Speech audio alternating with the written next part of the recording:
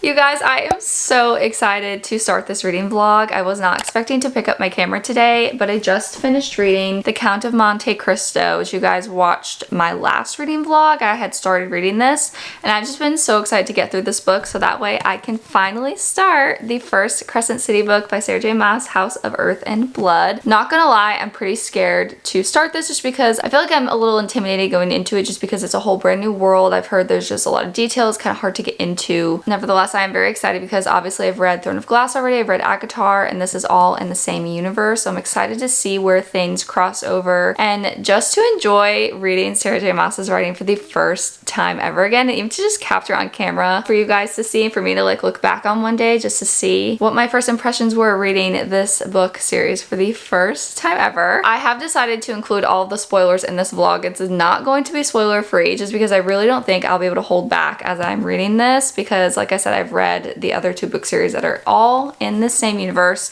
So if you guys have not read the book series, you've not read Throne of Glass or ACOTAR, please do not continue watching this video because like I said, I'm going to be including all of the spoilers in this book. If you have already read this book series and you just want to know what my thoughts are on it as I'm going along, or you want to see me read it for the first time, then please do feel to keep on watching. But this is me before reading the first Crescent City book for the first time ever. Imagine if I pan to like me at the end just crying or being confused. That would be really funny.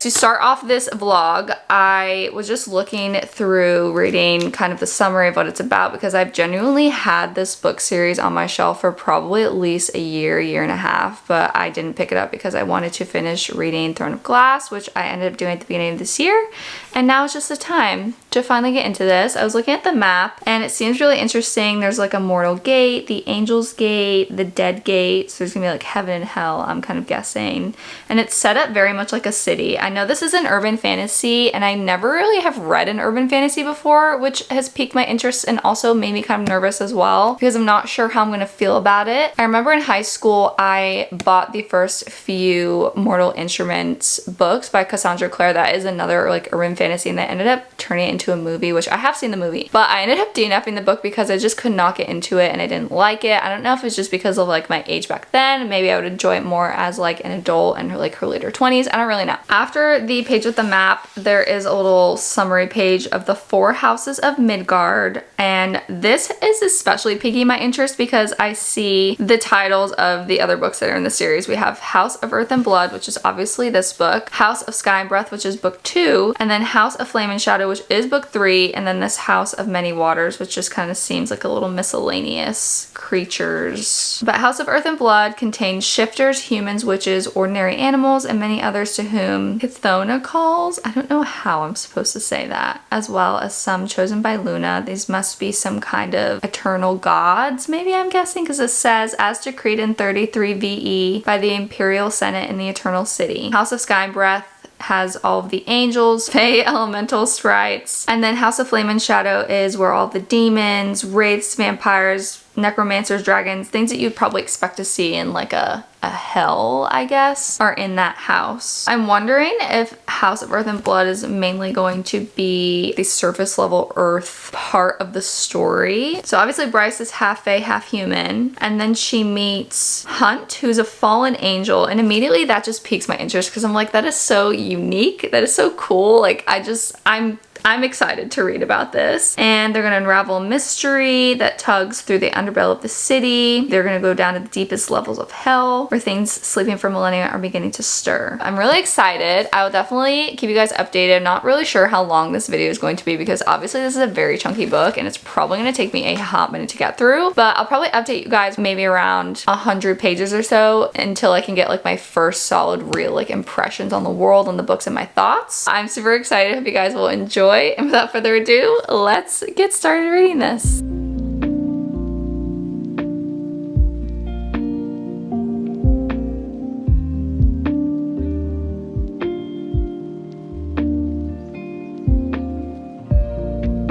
I'm so sad because I literally just poured my heart and soul to my camera to update you guys on this book and I accidentally deleted the clip. With that being said, I want to give you guys a reading update. Last night I got to chapter 7, page 90, and so much has happened, so I want to give you guys kind of my initial impressions of the world and the story and the characters and things. I so love this universe. I will say first, I'm very happy to be back in this universe. I'm already getting giddy and like kicking my feet. I was sitting at my desk all day today at work just wanting to come home and read this. That's how much I have been enjoying it so far, and I still have so much of it to go, even though so much happened in chapter 6 last night when I was reading. The world is so unique though, very different than Throne of Glass and ACOTAR. It really reminds me of like an LA city style version of Halloween Town, if you all have seen that movie, just because there's so many different characters and they all kind of just coincide and live in the city together. There's cell phones, there's pizza, like they all work for a living. It has been very difficult for me to kind of envision what the characters look like, just because there's so many different little creatures and things, and she does describe some of the characters, but I guess I'm just kind of like, I don't know, I'm having a hard time envisioning it. I don't want to Google what they look like because I don't want to spoil anything for myself. Can you guys tell me, is this Bryce on the cover? Because she's got red hair, and I'm presuming that Hunt is on this cover because obviously it's an angel. There's lightning on the cover and his powers. He's got lightning skills. I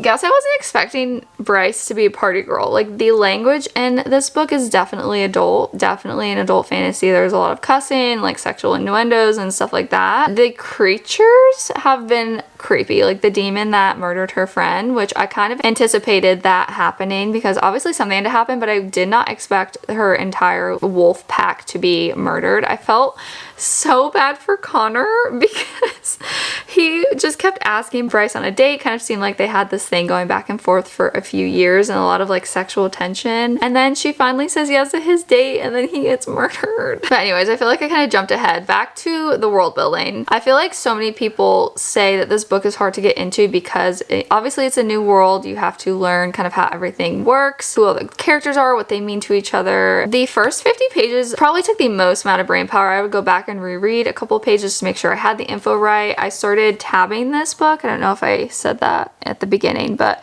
I started tabbing just to kind of help me keep track of the different characters, some like first interactions I thought would be fun to look back on. And I kind of expected that to happen because obviously like it's a new book. You have to learn how everything works, and obviously it's a Sarah J Maas book, so there is going to be a lot of detail, and it's just like something you have to expect when you are going to read one of her books. I got to meet Hunt in the last chapter. He's really giving Rowan to me, and I don't know if I've just been reminded so much of Throne of Glass while reading this because it's kind of fresh on my mind since I finished reading the series this year, and it's been a few years since I read ACOTAR. The writing has been really good though. I feel like it has flowed so well. I really love how she kind of gradually introduced us to Bryce and her friend group and the world, and she kind of throws in the historical background and the history of how the world was kind of formed and different things here and there. I didn't feel like it was too overwhelming. Back to her friend. I kind of figured that something was going to happen. Like I said, I wasn't expecting that the whole wolf pack would be killed, but just the entire way that that scene went down where she's like stumbling home because she's high and she's drunk and she's like trying to fit her key into the door, and then she's like finds all this blood and finds them in pieces, and then she's sitting there after they finally kind of get to her and she's just like in shock and stunned, and they're trying to figure out what to do with her. Even like the bit with her father, like I'm really interested to see what happens there because her father is the king, which of course, you know, she's a main character, so something had to happen to that end, and then she's got her brother Rune. But I'm just like excited to see how all the different characters are going to fit together. I'm excited to see what Bryce and Hunt's banter is going to be like. I feel like I'm really going to like Hunt's character. Again, like I said, he was giving Rowan, but I just love when a big, strong, bad man goes soft for his lady. There's just something about that.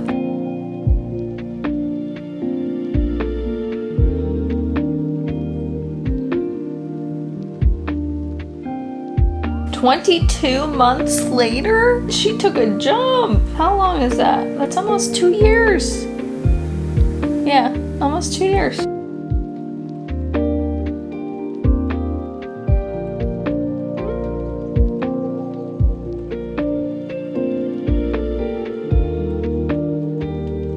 I feel like I did absolutely nothing all day and I'm just so tired. Like my eyeballs are so heavy and it's not even 8 p.m.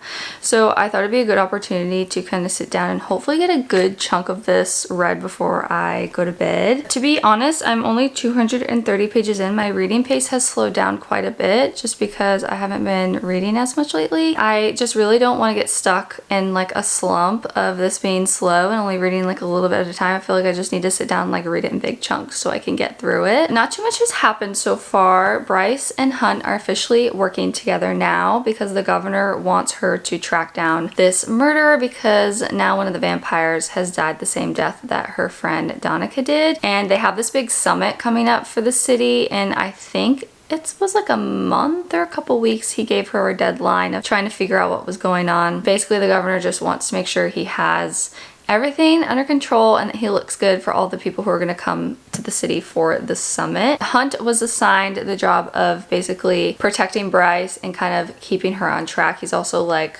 the middleman between them and communicating with the governor. I also really like his relationship with Isaiah. I just love how buddy-buddy they are, and I think that Hunt is starting to see a new side of Bryce because she started to open up to him about different things. And now her brother Rune is also becoming more of a main character. I've gotten a few of his POVs. I read about the conversation that he had with his father where his father was like, I want you to get married to kind of give us a new alliance for this war that's coming up, and he said, I don't want to get married. I read about in his head where he was like, I lied to him when I went to the Oracle years ago because now the king thinks that like Rune is going to like basically take his place because the Oracle told him he would be a good and just king, when in reality the Oracle actually told him that the royal bloodline would die with him. So obviously I'm very curious to see what's going to happen with his storyline. I'm also really curious what this magical object is that was in the temple because now his father is after it. And also 2 years ago when it first went missing, Jessica asked Bryce to find the artifact and Bryce couldn't find it. Now Bryce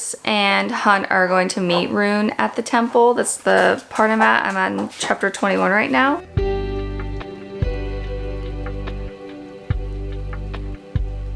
Oh, so this object is really important. Apparently the first Starborn prince wielded it during the First War, but the Fae forged it in their home world. I wonder where that is. Named it for the goddess in their new one and used it to battle the demon hordes. This is giving Throne of Glass. Once they made the crossing, and Peleus wielded the horn until he died. Demon princes. Come on, this is so Throne of Glass coded. Okay, so now obviously I know why this object is so important. It's gotta be something to do with this cover, I'm telling you.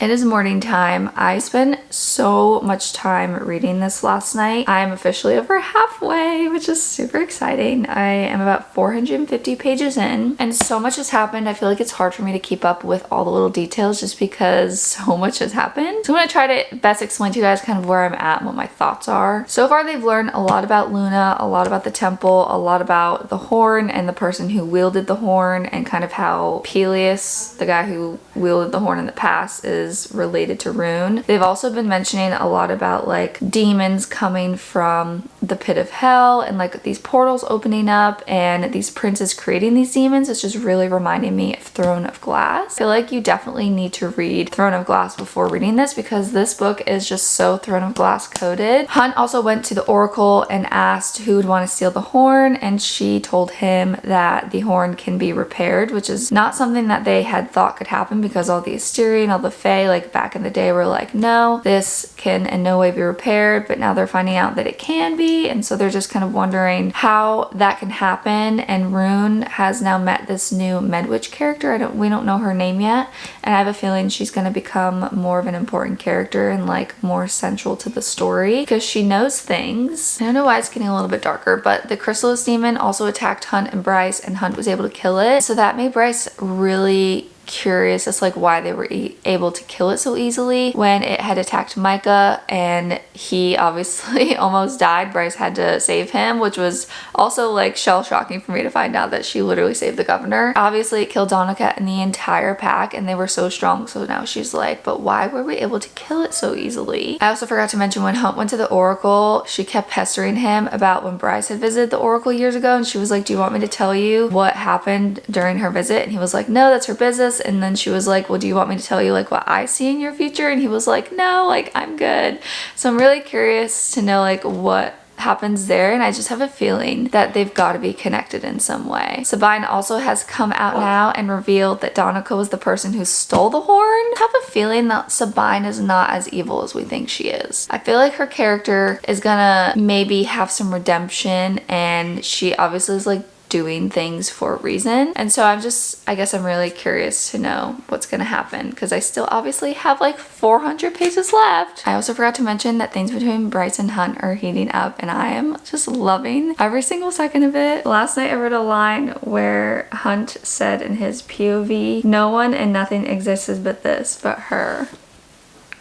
They also had like a little moment before Sabine dropped the bomb that Donica had stolen the horn, and they're just like starting to realize that they have feelings for one another. The slow burn has just been so good. I wasn't planning on recording because I have been reading this for a while. I'm almost to 600 pages, but they're about to cut Hunt's wings off.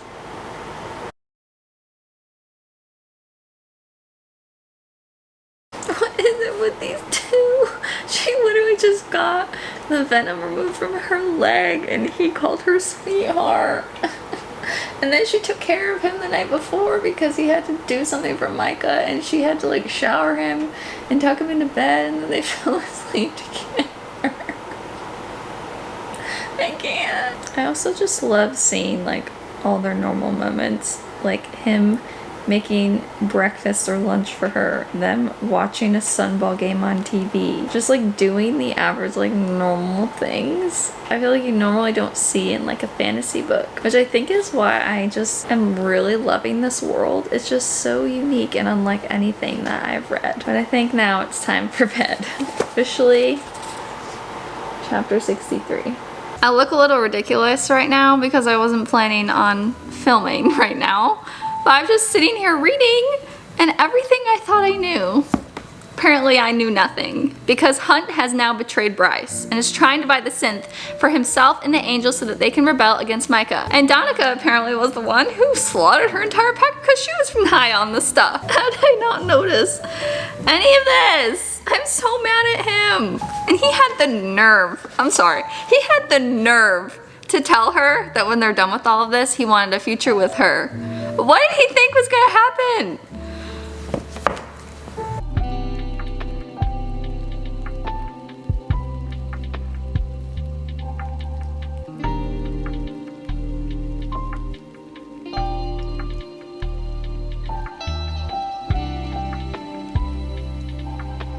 Oh, you're joking. Part 5.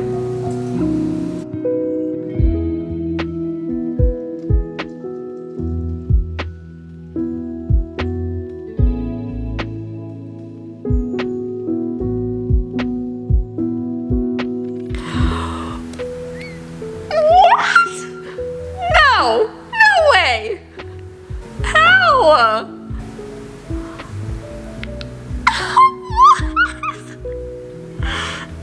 Bryce is the horn?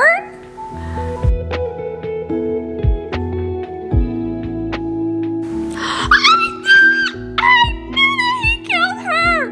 Why else was he there? Why else was he there?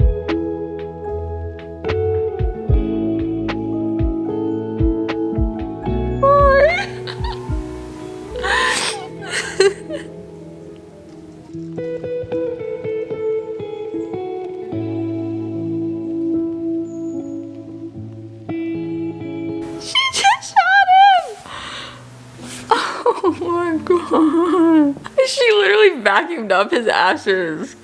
Am I sitting here binging this entire book? Yes, I'm on page 750 practically, and the queen just dissolved Hunt's halo on his brow.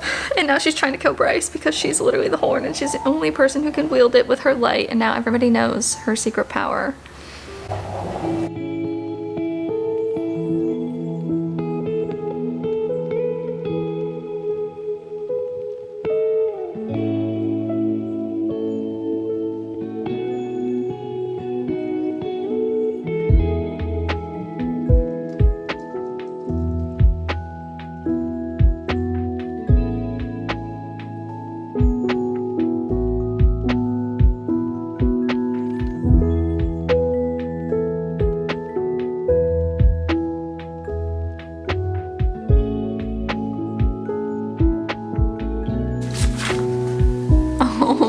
My God. What the heck? That felt like I was reading Kingdom of Ash. Like, that was a journey. I need to digest this. The book is finished. I sat on it all night, and I think I am gonna rate this 4.75 stars. The last 200 pages felt like a 5-star read to me, but if I'm looking at the book as a whole, I don't think that it's a 5-star because the entire middle, I just felt like the characters just went around in circles trying to find the answers. And it was just like a little slow and boring at times. I feel like if I didn't sit down and read this in large chunks, it would have just taken forever for me to finish. Given, you know, it is an 800-page book, it really felt like I was reading Kingdom of Ash, and that was like almost 1,000 pages long. Like, this really felt like a journey to me. It almost felt like a combination of Queen of Shadows and then Kingdom of Ash. The end was very action-packed, very fast-paced. Like, I just wanted to know what happened. The last 200 pages like really got me. The plot was immaculate. The character development of both Bryce and Hunt, like you guys saw, I hated Hunt at one point because he betrayed her and I was not expecting that to happen. But then they kind of come back around to each other at the end and get this happily ever after. I'm really surprised that it didn't end on like a cliffhanger, I guess you could say. Like, there was an epilogue where it showed Jessica and then one of the princes of hell kind of talking about Hunt's father. So obviously I'm curious there, but it doesn't immediately like make me want to pick up the second book. I cried 2 times when Lehaba died. I just ugly sobbed, and then when she got to see her friends kind of on the other side in their like heaven, I guess you could call it, I cried at that because Connor waved to her and she waved back to him, and it just made my heart. Obviously this is a first book, so you're learning the world, and I think that has a lot to do with my rating, just because I feel like once I jump into the second book, I already have like a good foundation of the world and the characters and kind of how everything works, so I can really like dive into the plot. I'm just so glad that I read all of the SJM books in the order that I did. I started with ACOTAR, did that, then I read the entire Throne of Glass, and now onto Crescent City. I just feel like that's the way to do it. Because if you don't read Throne of Glass, then yes, the plot is still very good, but you don't really get to see like how all of the universes cross over. And obviously I'm excited because I heard that there's like a Nesta and Cassian cameo. Obviously Bryce has the ability to open portals to other worlds now, so I'm really excited to see like where that's going to take them in the next 2 books. But also so much happened at times, it was really hard for me to remember everything and keep track of everything. So like I said, I'm really glad that I read this in large chunks, because if I had just read like a couple chapters before I went to bed here and there, I just feel like it would have taken, number 1, forever for me to finish, and number 2, I just wouldn't have enjoyed it as much. So like I said, this is going to be a 4.75 star rating. I'm definitely glad that I finally sat down and read this. I'm going to take a little bit of a break and read another book in between reading House of Sky and Breath. But I hope that you guys enjoyed watching this video and coming along with me on this journey of reading Crescent City House of Earth and Blood for the first time ever. There's nothing like reading an SJM book for the first time. And if you guys like this video, be sure to give it a big old thumbs up and subscribe below if you guys are new here. Thank you so much for watching. If you've made it this far, I hope that you are having a great day wherever you are, and I will see you guys in my next video. Bye guys!